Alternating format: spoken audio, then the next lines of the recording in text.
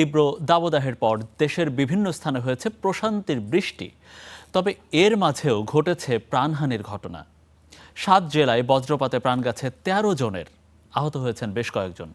এদিকে বৈরী আবহাওয়ার কারণে প্রায় 1.5 ঘন্টা বন্ধ ছিল দৌলতদিয়া পাটুরিয়া নৌ রুটের ফেরি চলাচল। তীব্র গরমে অতিষ্ঠ জনজীবনে নেমেছে স্বস্তির বৃষ্টি। দীর্ঘ তাপদাহের পর এই বৃষ্টি যেমন এনে দিয়েছে প্রশান্তি, তেমনি এর মাঝে লুকিয়েছিল অপ্রত্যাশিত বেদনা। দেশের বিভিন্ন স্থানে বজ্রপাতে প্রাণ হারিয়েছেন কয়েকজন।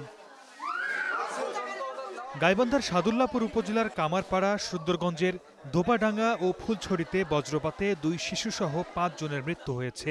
নিহতদের মধ্যে শিশু দুটি বাড়ি থেকে এবং বাকিরা মাঠ ও রাস্তায় বজ্রপাতের শিকার হন।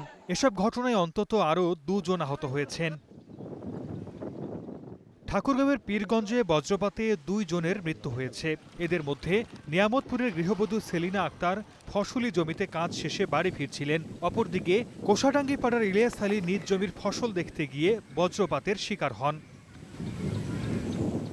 পঞ্চগড়ের আটোয়ারীতে চা বাগানে কাজ করার সময় বজ্রপাতে সোহরাওয়ার্দী নামে এক শ্রমিকের মৃত্যু হয়েছে। এ ঘটনায় আহত হয়েছেন আরও 2 চা শ্রমিক।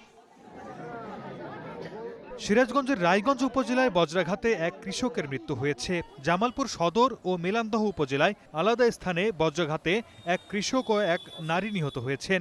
এছাড়া নাটোরের সিংড়ায় এবং বগুড়ার গাবতলীতে 1 জন করে বজ্রাঘাতে নিহত হয়েছেন।